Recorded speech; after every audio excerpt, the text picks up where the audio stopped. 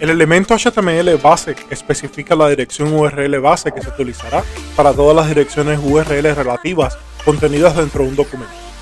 La URL relativa muestra dónde ya se encuentra, es decir, solo muestra parte de la ruta a la página, no la dirección completa. El elemento padre del elemento base es el elemento head, donde no debe haber más de un elemento base por documento, y los atributos que se usarán con este elemento serán el atributo href, el atributo target o ambos. También podrán ser usados los atributos globales.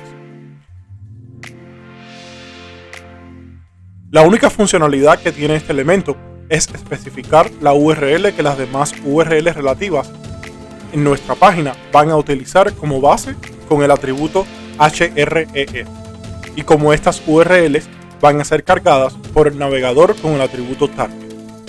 Este elemento es clasificado como un elemento vacío, por lo tanto, no contiene ningún contenido y no tiene etiqueta de cierre. El atributo href, si especificado, debe contener la dirección URL base que se usa en todo el documento para las direcciones URL relativas. Si se especifica este atributo, este elemento debe venir antes de cualquier otro elemento con atributos, cuyos valores son direcciones URL. Se permiten las direcciones URL absolutas y relativas.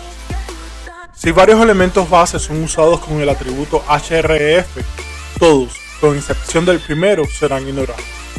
Si no hay ningún elemento base que tenga un atributo href en el documento usa como URL base la dirección donde el documento está guardado. De lo contrario, devuelve la URL del primer elemento base en el documento que tiene un atributo href. El atributo target, si es especificado, debe contener una palabra clave o un nombre especificado por el autor que indica la ubicación predeterminada donde va a abrir el hipervínculo. Las palabras clave tienen un significado especial. Estas son self, blank, parent, top o un nombre especificado con el atributo name.